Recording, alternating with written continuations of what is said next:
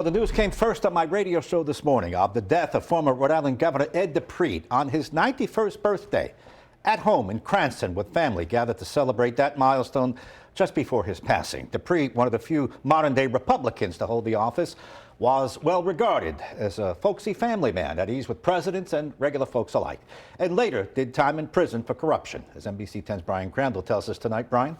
Gene, DiPrete was mayor of Cranston, then governor from 1985 to 1991. And those who knew him tell me he should be remembered for more than the end of his time in the public eye. Ed DiPrete won 3 two-year terms as governor of Rhode Island after being in city politics in Cranston. He was a businessman, as you well know, prior to becoming an elected official in Cranston. So he treated local government as a business. Mike Trafficante succeeded DiPrete as mayor of Cranston and credits DiPrete with getting him started in local government. He was a down-to-earth guy, believe me. He was a great family man. DiPrete was known to take trips into Winnebago.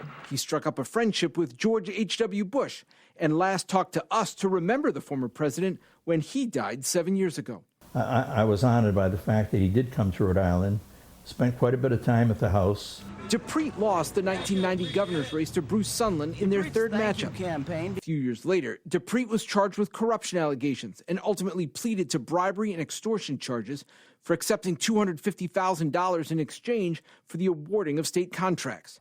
To those charges, Mr. DiPrete, how do you plead? Guilty, Your Honor. DiPrete served just under a year in state prison. You know, that's a chapter I'm sure he and his family would like to forget.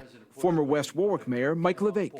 He really launched my political career. He says DiPrete asked him to head the state Republican Party back in the 80s. Ed DiPrete was a very misunderstood person. Everybody thought he was just serious all the time, and but he had a great sense of humor. In an interview LeVake did last year, DiPrete told him he was proud of creating open space and cutting taxes during his time as the state's leader. He was a unique individual, and history will prove that he was one of the most effective governors in the state of Rhode Island.